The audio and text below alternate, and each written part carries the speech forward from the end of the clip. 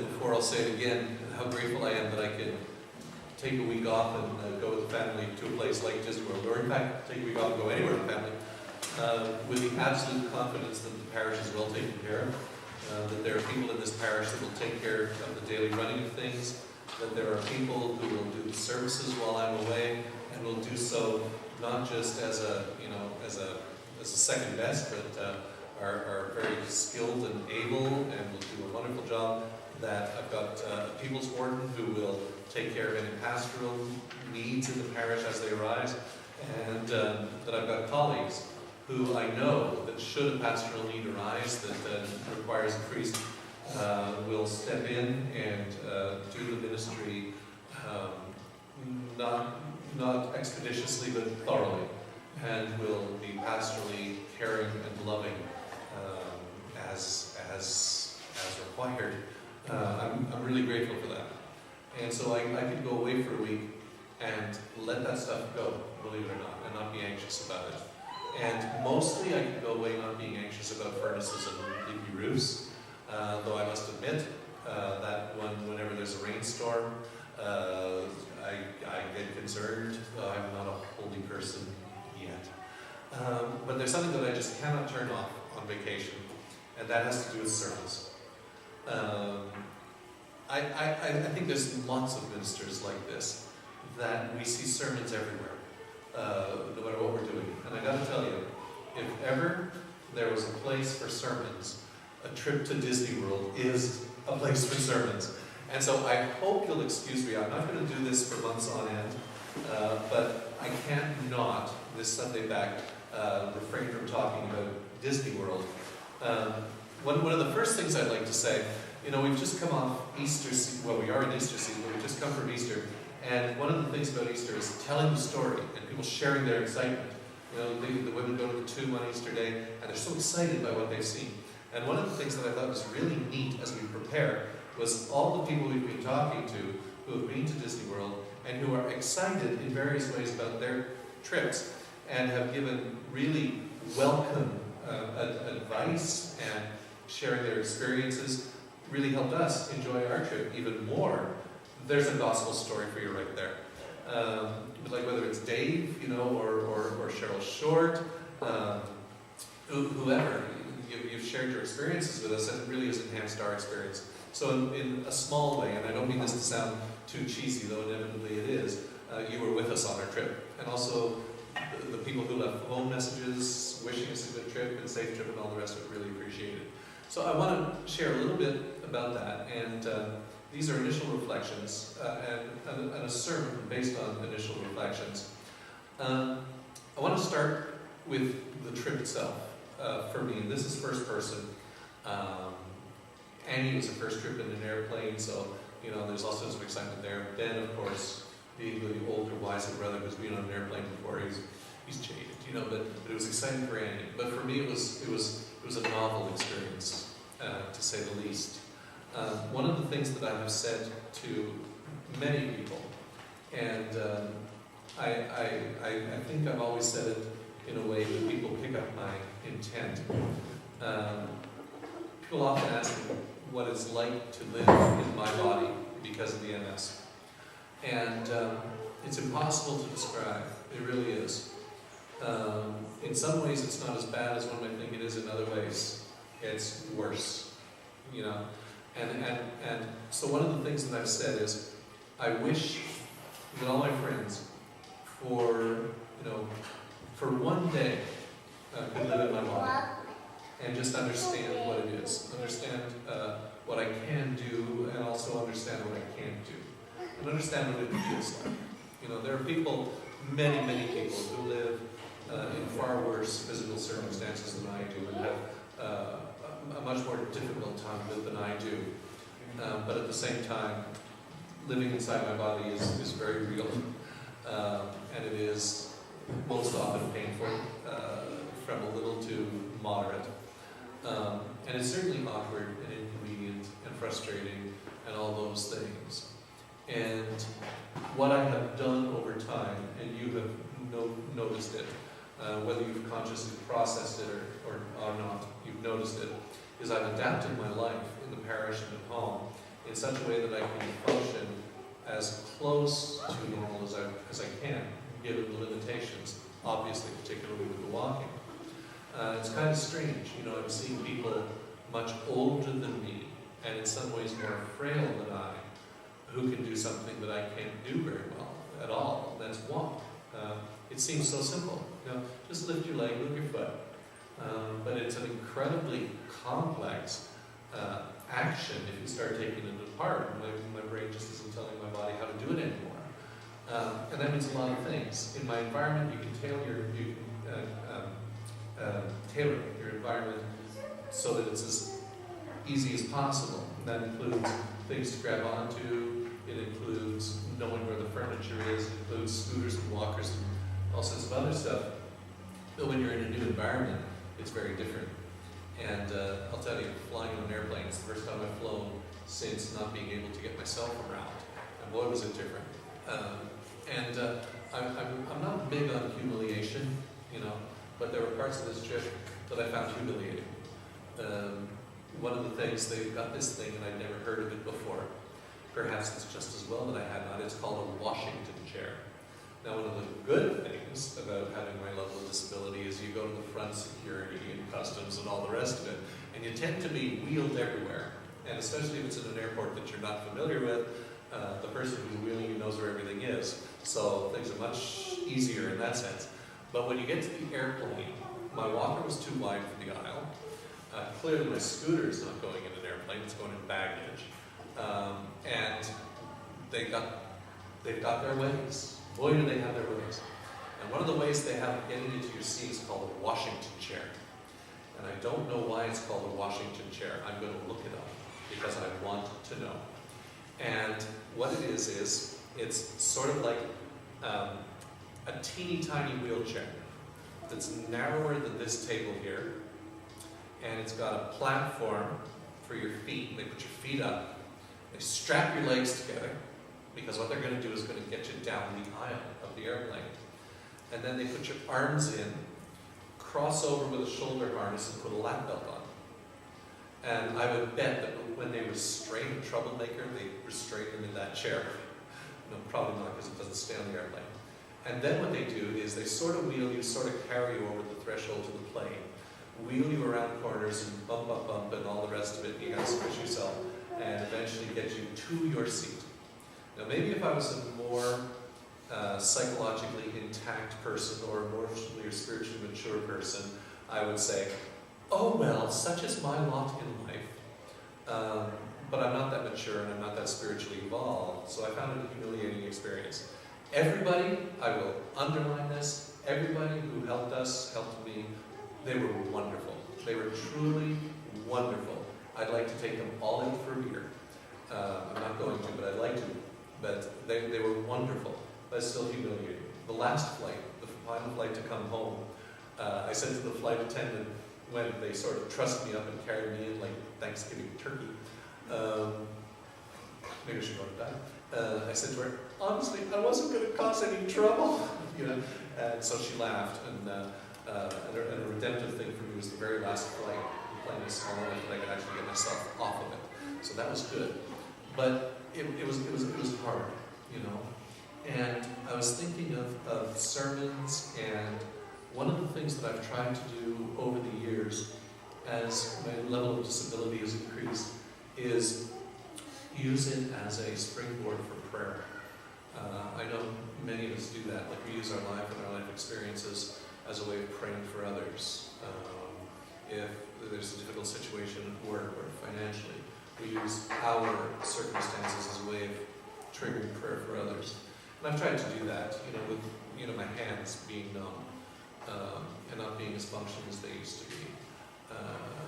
That automatically triggers in me the ability, the desire to pray for people who live by the effort of their hands.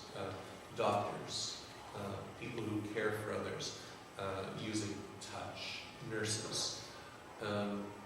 Obviously, the legs, I could go through all the stuff, but I don't need to. But it's been something that, at the risk of sounding cheesy, but is nonetheless true, it has been a redemptive thing in having MS.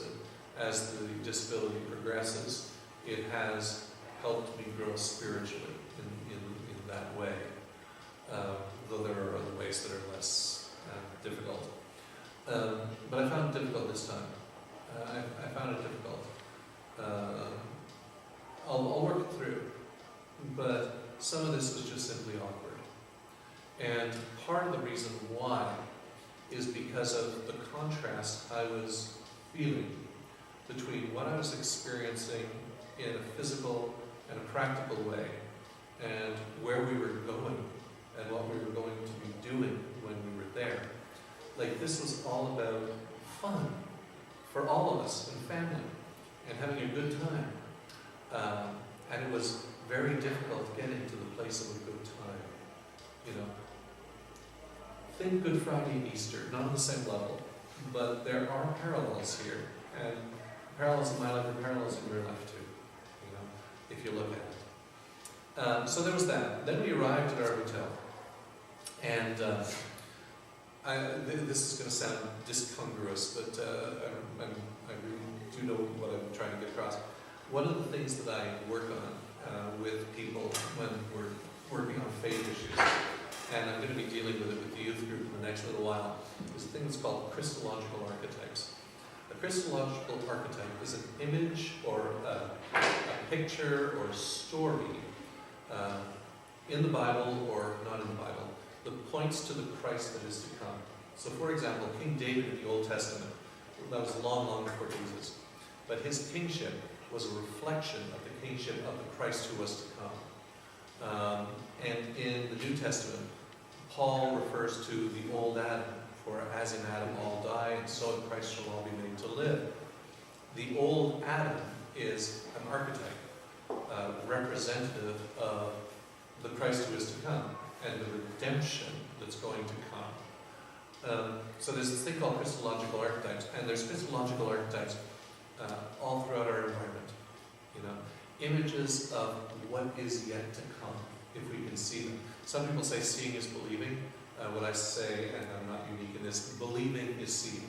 You know, if you believe in God, you will see His fingerprints everywhere. And so I look for Christological archetypes, and sometimes I'm not looking and I see them. But one of the things that happened to us when we arrived at Disney World was we met a Christological archetype, or what I think is a Christological archetype. And no, it didn't have bunny ears. When we arrived, we were tired, you know, tired from the journey. There's a good spiritual inventory as well. The kids were magnificent. You couldn't ask for better in the traveling. But I got to tell you, when you get up 4 o'clock in the morning and you're arriving at your destination after, you know, a long time in the air, etc., etc., etc., the kids have, like, you get it. Okay. We arrived there at 3 o'clock, or 4:03. Our room is supposed to be ready at 3, and it's not ready. Okay. And they're very apologetic, but it's not ready. Well, how long is it going to be? Back in 20 minutes, etc. Our room wasn't ready.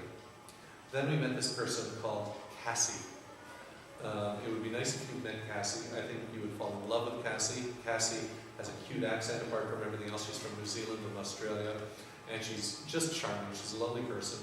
Anyway, so we met Cassie, and Cassie decided she was going to take care of us.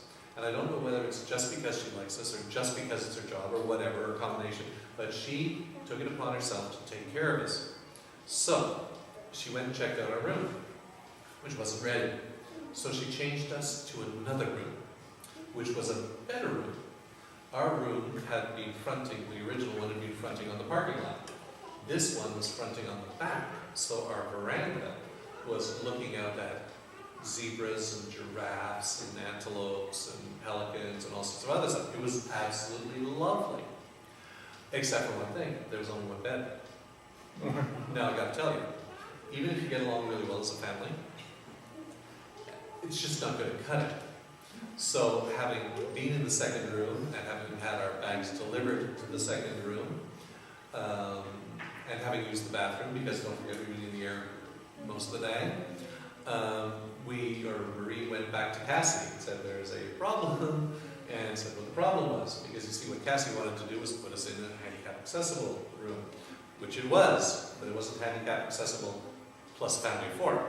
So then Cassie decided to go, and what she did was, she gave us rooms 3217 and 3219, king-size bed in one of the rooms, 2 doubles in the other room, handicap walk-in shower, and everything was absolutely magnificent, and so that's what we got.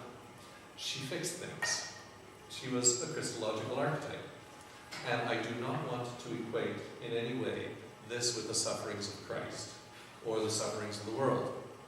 But here we were in a situation where we could not help ourselves, and somebody, if you will, came to our rescue. You know, that's a Christological archetype. It's what she was to us. It's what we're to be to the world. I'll just let that one sit for a while. It's what we're to be for the world. You know, sometimes people can't take care of themselves. They don't have the resources, or they don't have the abilities. And they need somebody. So it's sensitivity and caring. That's our job. You know, I learned at Disney because I talked to people, and it's really fascinating. I met a guy who was one of the bus drivers. He was from Haiti. They all wear their name and where they're from. And so I spoke to him a little bit about a very brief time in Haiti. And it turns out, well, I said to him something like, my assistant now is one of the bishops of Haiti, Roger Beauvoir. And he knew of Roger Beauvoir. I don't know whether he knew him personally or knew him, but it's such a small world. And there's a Disney theme for you right there. Little on-purpose joke. And so I talked to people, and I learned that Disney has, when you're trained in Disney University, there's 4 words that you've got to memorize. One word is safety. Another word is courtesy. A third word is the show. They're not called staff, but they're called cast members. Although the show. And the 4th one is efficiency. So they base everything they do in that place on those 4 words. And I was thinking, man, you know what? If we were to base the church on that, we could do far worse. You know, and I know that the show is one that we would have a bit of a problem with. But if everything we did around those 4 words with excellence in mind, we could learn something from Disney World. So, the trip continues. Those who told us that there would be too much food, you were right. Those who told us, Dave's nodding, those who said about the character dinners, you were right. The wicked stepmother thought that I was nice, and I kind of liked her too. Annie got to meet Ariel, you know, which is really great. If you don't know who Ariel is, ask Annie, she'll keep you for about half an hour. We saw Anna and Elsa and told them a joke. And Anna said to Elsa, we're going to have to remember that one. What did one snowman say to the other snowman? I smell carrots. So anyway, one of the characters in the movie, Frozen, is a snowman. And so they told her a joke. So that's good. And as all of this was going on, and the reason why I've used so many words, is because I'm working around to say, one of the places that I'd always wanted to be in my life, and it took till I was 58, I always wanted to be in the Magic Kingdom. You know, ever since I was a little kid, Sundays at 6 would be Walt Disney on CBC, right? And it always started the same way, you know, with the theme music and the castle, you know, that castle, the Disney castle. And then Tinkerbell would appear, you know, flying in her sort of tinkish way. Just spurring memories, anyone? And she'd be with a magic wand, and all this sparkly fairy dust would fall over everything. You know, it was the Magic Kingdom. And I know I've always had a thing for strong women, and Tinkerbell isn't just your normal little pixie. She's got attitude, you know, and she's got strength. And you don't want to cross her, you know. I always had a thing for Tink, you know. And so to see Tinkerbell on a parade was great. And it was the Magic Kingdom, you know. It was there, the Magic Kingdom. And I don't know if you send it to everybody, but if you didn't, you'll get it in your news bites this week. The 2 kids and me facing the camera with the Magic Kingdom in the background, pointing, the castle in the background, pointing to it. I say all this because I want to lead to the point of saying, the thing about the Magic Kingdom is this. It isn't magic. It isn't. There's no magic in the Magic Kingdom. And I'm not dissing it. It is a wonderful place. Thoroughly enjoyed myself. The trip was not cheap, but my experience is you come back saying, I sure got my money's worth from that. And you can't ask for better, as far as I'm concerned. Got my money's worth and more. It was a wonderful trip, but it wasn't magic. You know, one of the things I'd always wanted to see was the fireworks behind the castle, and that was fantastic. Fireworks were great. And to start off the fireworks, Tinkerbell. Here's Tink again. They've rigged this cable from the top of the turret. I don't know where it ends up. And Tinkerbell does a zip line thing. It's all lit up, and she's got her magic wand, and she's doing her Tinkerbell thing. It's not magic. You can see the cable. She's not really flying. It's not magic. There's no magic there. It's wonderful. It's truly, truly great. I love the parades. I thought they were fantastic. I had a degree of sympathy for the people who were parading 34 degrees Celsius temperatures when the previous weeks had been perfect temperatures. There was no magic there. You know, no matter if I had met Tinkerbell and she had dusted me with her magic golden dust, I still would have gotten around Disney World in a scooter. They can't fix me. There's no magic there. There's good wishes, and there's very pleasant people, and there's lovely cast members, staff, and there's wondrous things to behold. How's that for a phrase for a sermon? But there's no magic there.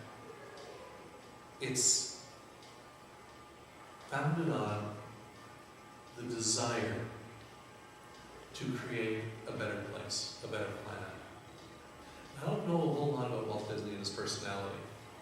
I don't know how that guy's mind worked, and I've determined since coming back that I'm going to go online and find out some stuff about Walt Disney.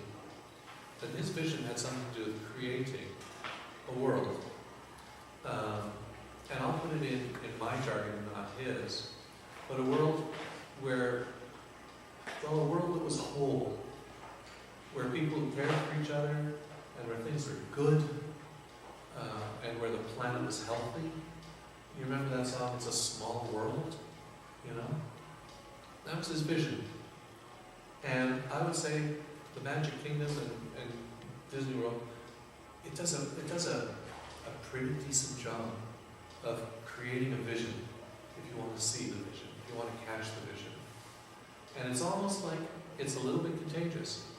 That even if you feel like a bit of a headache, or you know, the temperature's got you get dragged out or whatever, it's almost worth not to have fun, because it's such a wonderful place, but it's not magic. It's not magic. Now I want to contrast it, because I spoke before about Christological archetypes, before launching into talking about the Magic Kingdom in particular. The Magic Kingdom is an archetype. It's an archetype of what one man saw as the world he really wanted to come. You know? Walt, thy kingdom come. And that's what he created. But it's only an isolated pocket of good stuff, but an isolated pocket on the planet. When we pray, thy kingdom come, we're talking about something completely different. I'll use the word magic, understanding that, you know, you will understand what I mean by magic, because I'm not talking about magic here. But when we talk about thy kingdom come, we're talking about real magic.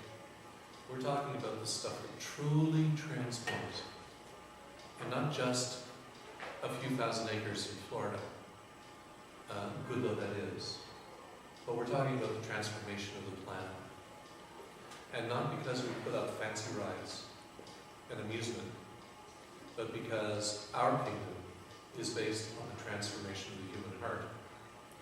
That's what our kingdom is based on. In the gospel this morning, we see the beginnings of the sprouting of the seed. We've witnessed Good Friday, you know, the suffering of Good Friday, the reality of human suffering. And if we don't get enough on Good Friday, all you have to do is turn on CNN or listen to the radio.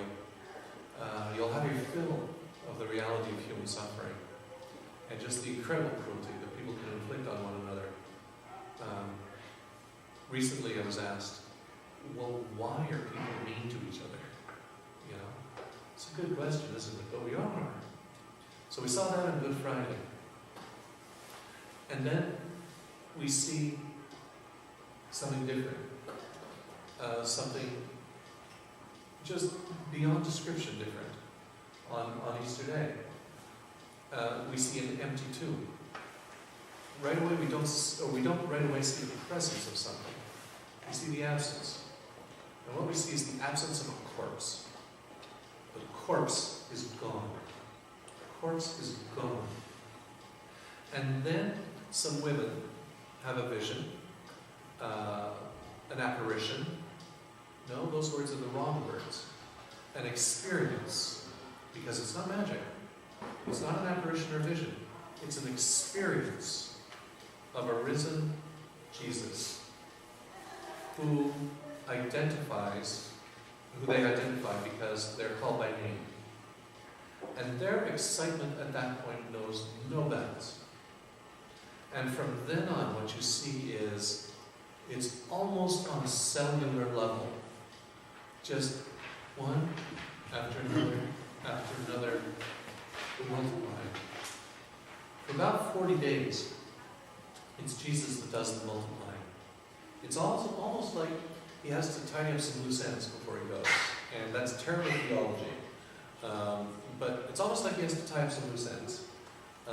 He's got this thing with these upset women. He's got to sort that out. He's got this guy, Thomas, who is just wonderfully intentioned, but man, he's unless I touch, he's got to take care of Thomas. And he's got to take care of Peter, because Peter is just devastated by his denial of him. Just devastated. He's got to take care of Peter. So it's almost as if he's tying up some loose ends. And then he's walking on the road, as we read in the Gospel today, the road to Emmaus. And he encounters a couple of people. And we don't know much about these folks. But Jesus encounters them. They're obviously deep in discussion, and they're obviously stressed. What a word. Not enough of a word. Distressed. Not enough of a word. But there's something that's happened that's just devastated them. And he says, what's gone on? Well, why are you so sad? And they say, are you the only person who's been to Jerusalem and you don't know what's happened there? There was this guy, his name was Jesus. He was a rabbi. He was filled with the Spirit and power. We thought he was the one who was going to lead us to freedom, the kingdom. We thought he was the king. And they killed him. And he's gone. And so then Jesus says, you know, if you mean so well, but you're so slow. That's my terminology, not Jesus, by the way. He'd be much nicer. Maybe not. Anyway. Don't you know that everything that happened because it had to happen. It had to happen this way. It couldn't happen any other way. And then he goes and explains all the prophecies and all the Bible stuff to them. And then at the end, they invite him in. The gospel cut at that point. They invite him in to stay the night. And as is the custom, they invite him to say the blessing over the bread. And in the breaking of the bread, they recognize, this is Jesus. This is Jesus. The kingdom has come. It's not a promise anymore. It's not a hope for the future. The kingdom has come. What Jesus said to Pilate. Oh, so you're a king then, says Pilate. Jesus says, yeah, but my kingdom is not of this world. If my kingdom were of this world, and he goes on from there, the kingdom has come. The magic kingdom. Not magic, but the magic kingdom has come.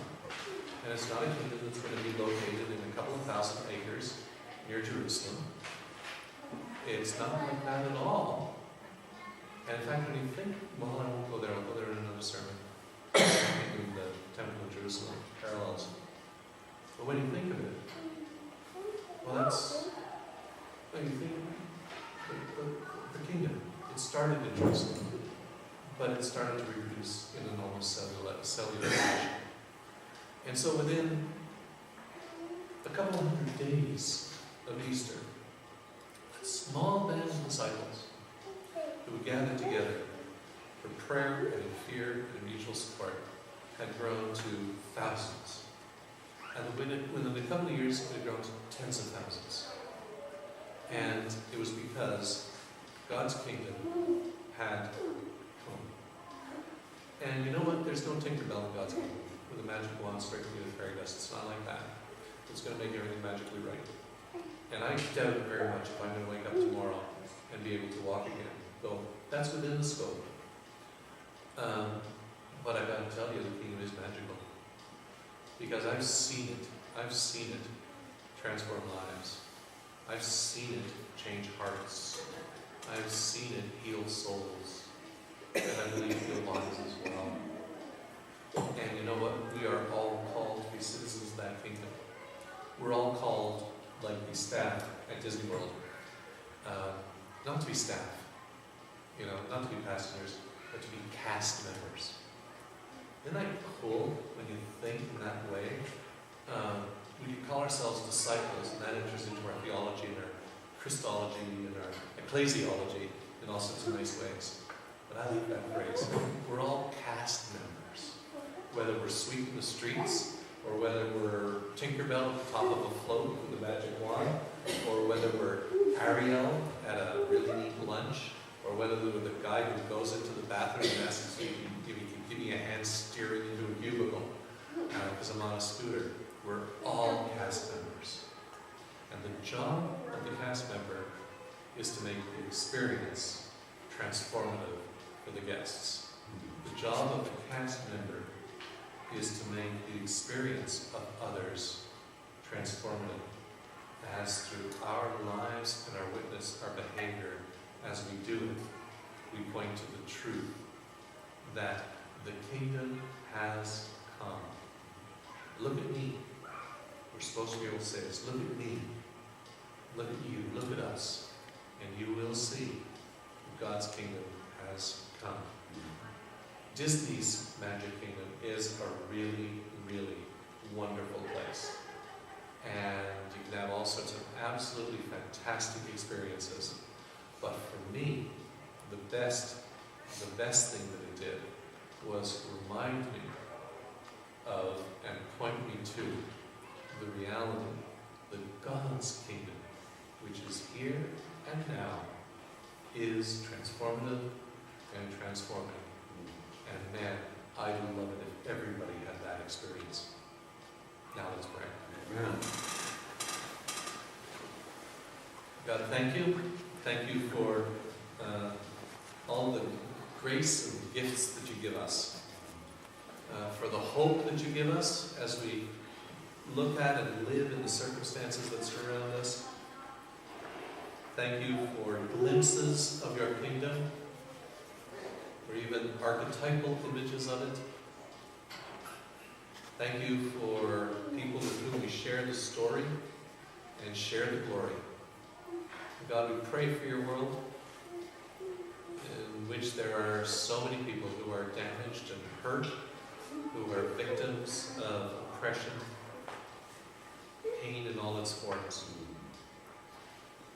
People who we know and are particularly concerned about, who are sick or who may be sick, who are undergoing tests currently, but also people with whom we share joy.